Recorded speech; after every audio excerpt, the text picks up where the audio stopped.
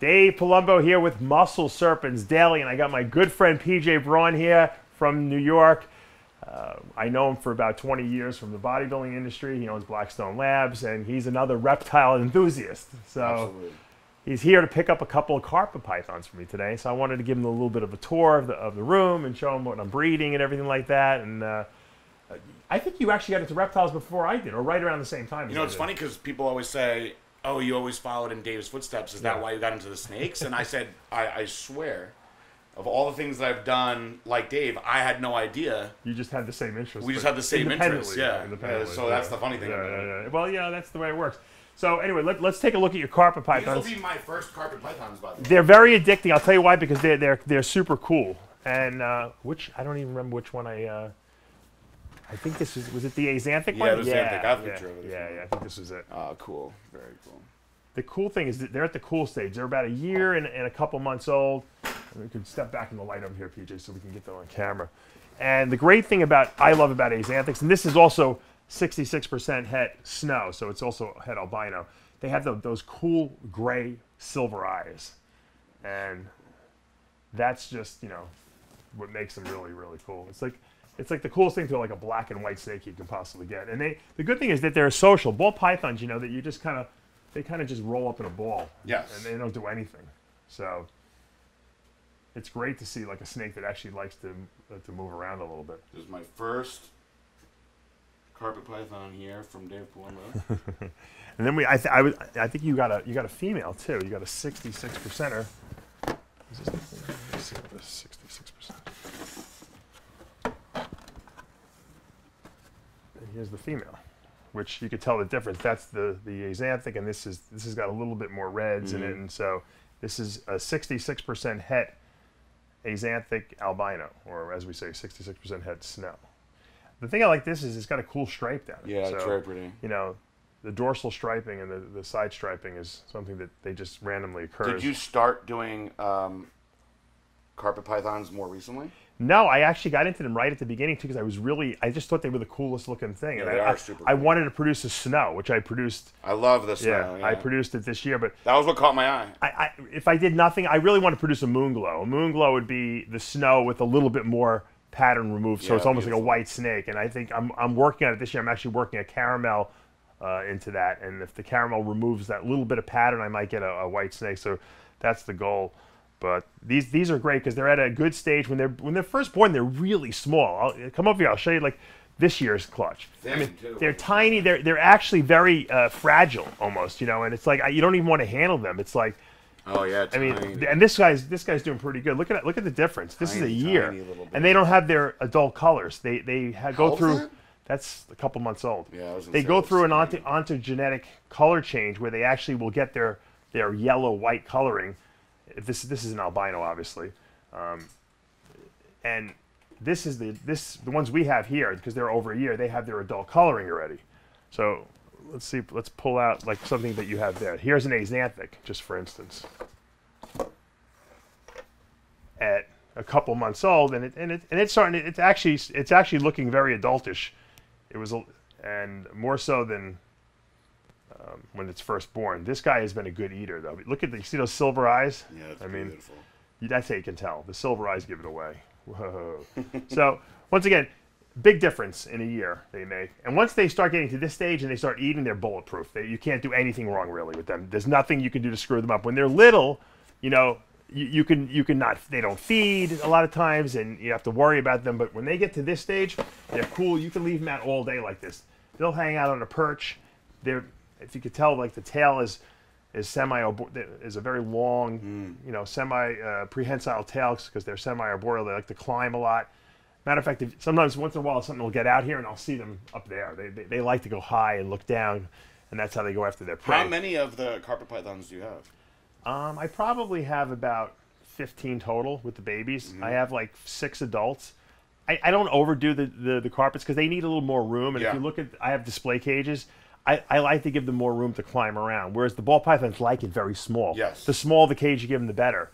And and the boas need more room. So you have to take that into consideration. How many of these things can you actually give big cages to? The males don't need big cages. I keep them small, but the females, they'll grow.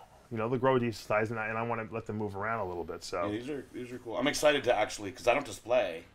Yeah. With the exception of the anaconda, I don't display any of them. no, I know.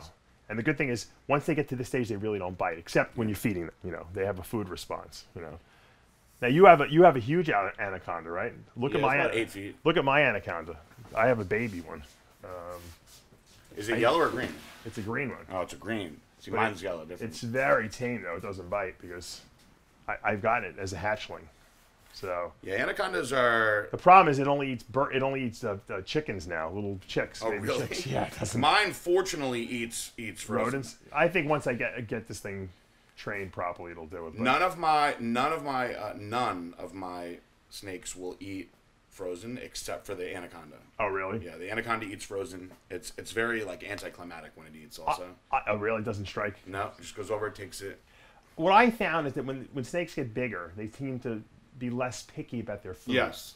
They'll take pretty much anything, and I think that's in nature. That's really what happens too. When they're babies, what do they have access to? Yeah, they'll take what ground they can geckos and little birds, baby birds. But and these things hang out by the water. So where do the baby birds hang out by the water? They grab the baby birds. You know, there's no rodents at the water. But once they get big, they can go hunting. I think, and that's that snake's gonna grow forever. Yeah. Mine hasn't really grown much.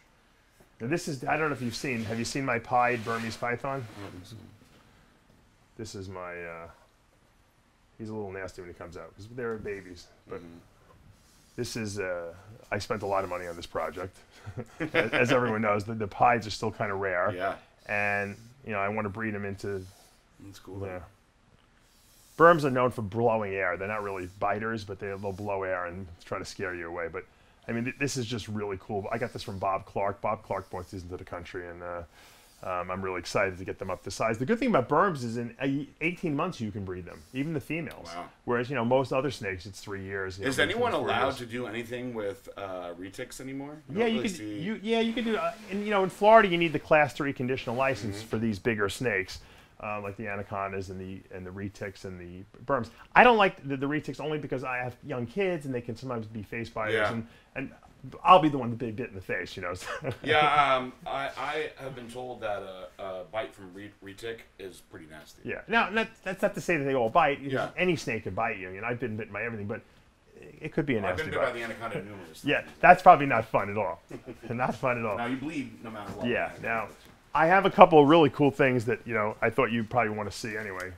I have the scaleless? I produced my scaleless ball python this year, yeah. so I know you'd want to see Yeah, this. so the first one I ever saw was Josh's. Yeah. The scaleless are so weird because they feel so gentle. Yes. They feel so. It's like a baby. Like You have to moisturize their skin. What I do is I put like a moisturizer on the skin. A lot of people have all these different shedding techniques. If you moisturize the skin, they shed perfectly, and that's the key. This one just shed the other day actually, and that's why it looks so clean. And this is a regular. It might be a blade, but it looks so different from the regular. I would never have thought. Yeah, and so you don't need to have a million different morphs in a scaleless to really have a cool looking snake. I mean, I've seen they just produced the first leucistic this year, which is kind of cool. But I actually think the ones with a lot of pattern, because there's so much contrast. Yeah, I would there. never have thought that was a regular. It looks a lot cooler. This year I'm going to hopefully produce a couple more of these things. I'm keeping this girl just because it was the first one. It's like I'm emotionally attached to it. But I guess if someone offered me enough money, I'd probably sell it. But I just kind of like it as like my pet. And what would somebody have to offer you for you to part with that? I don't know. I sold I was involved in the hurricane ball python project. I'll show you. I brought it in from Hans Winter. And someone offered me, I had a het clown one before anyone, a female, and she was almost breeder age, and so I said I'd never sell her, and someone offered me over $10,000, and I sold it. This is a GHI Mojave Spider Hurricane, first cool. world's first. That's awesome. I nicknamed it the Godfather because the head reminds me of Marlon Brando from the Godfather. That's cool. I have a regular GHI Mojave. You see, I don't know if I you like see the it. GHI stuff. Yeah, me too. And it looks like the Godfather. It does look like that. You see That's it? funny, Yeah, it looks like the Godfather. So I call it the Godfather. So this is a male. Hopefully it'll be able to breed next year for me. But hey, you want to see the Godfather? It really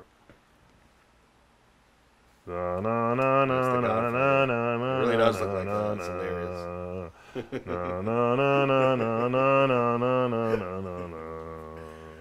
I have somewhere I have the Ace of Spades too. I have on one of them also, and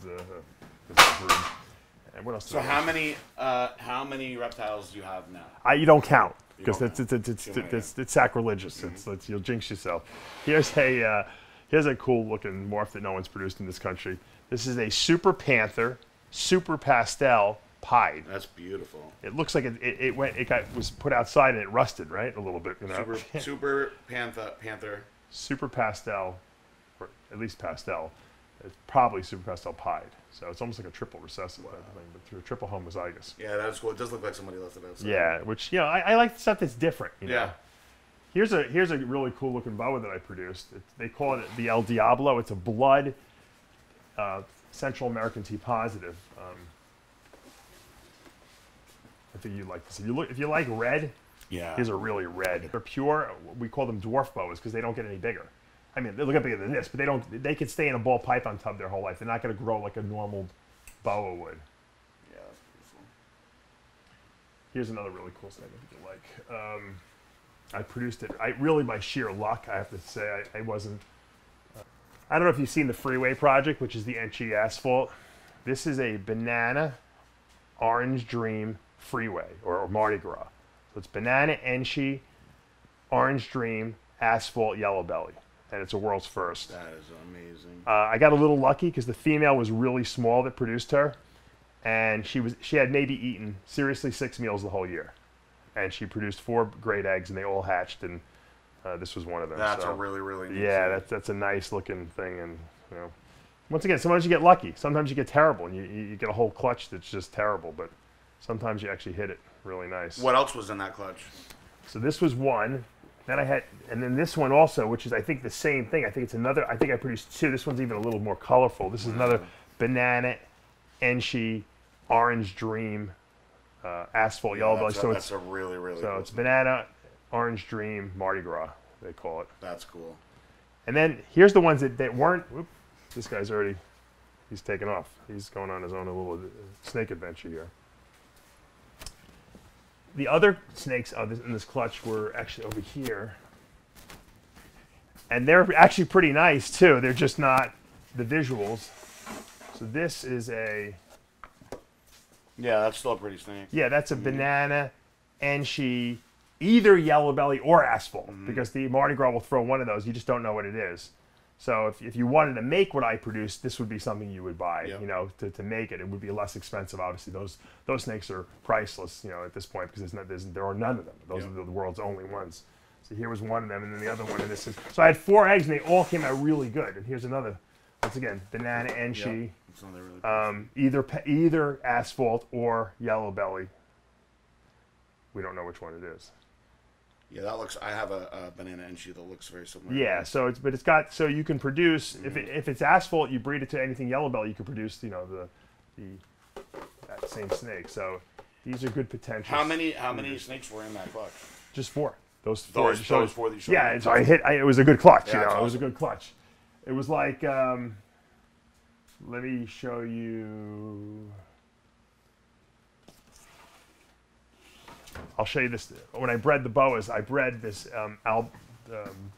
hypo blood het albino to an albino blood, and I produced 2 snakes. I produced 2 fire opals, which are albino blood hypos, or sunglow bloods. I actually traded one to a friend of mine in New York, and I kept the other because they were both males. I mean, that's like the holy grail of boa breeding. Yeah, that's the blood albino, you know. This is a sharp albino blood, and it also has awesome. the hypogenus, so we call it the fire opal. Yeah, that's awesome. And that's that's about as nice as it gets. Yeah, that's beautiful. Yeah. So We're gonna get some awesome stuff in here. one more thing, I'm going to show you one more thing I think you'll find cool because I know you like black. So I showed you the totally black IMG boa in the other room. Here's one of its. Oh wait, did I move him? Oh no. Oh yeah, over here.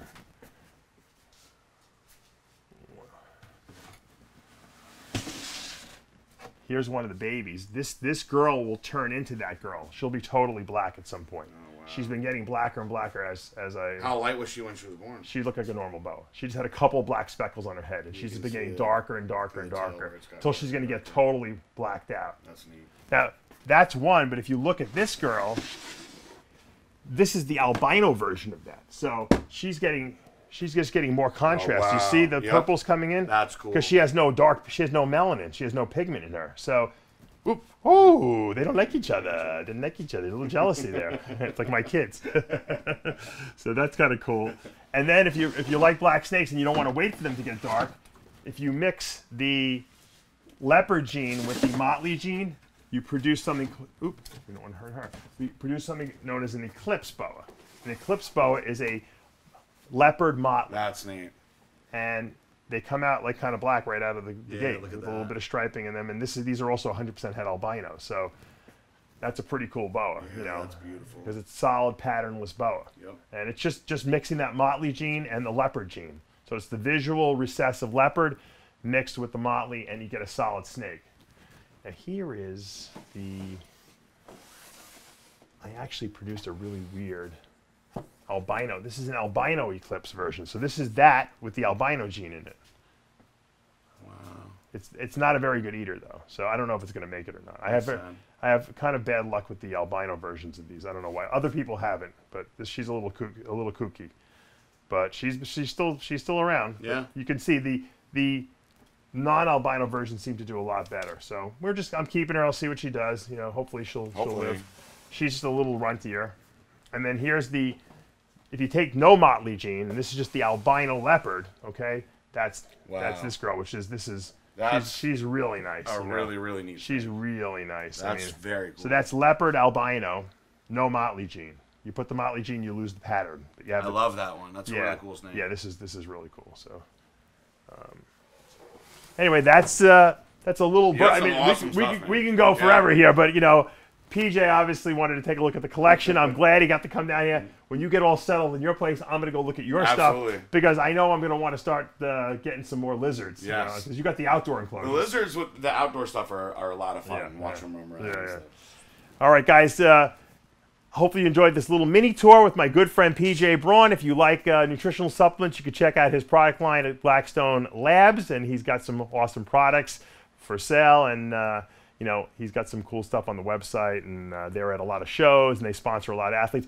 I've noticed, you know, you guys really stuck by Cody Montgomery, and we did. Great. We did. Very happy. You know, he's extremely hard on himself, so I was very pleased with fourth place. You know, he said, I hope I didn't let you down. I tried as hard as I could. And I said, listen, Cedric Millen, Juan Morel, Regan Grimes, for you to come in fourth in that lineup, I'm very, very happy. After all this time of him, you know, competing and not competing for a while, this was a very good turnout. PJ's got a lot of good bodybuilders. If you're into the bodybuilding industry, check out his page.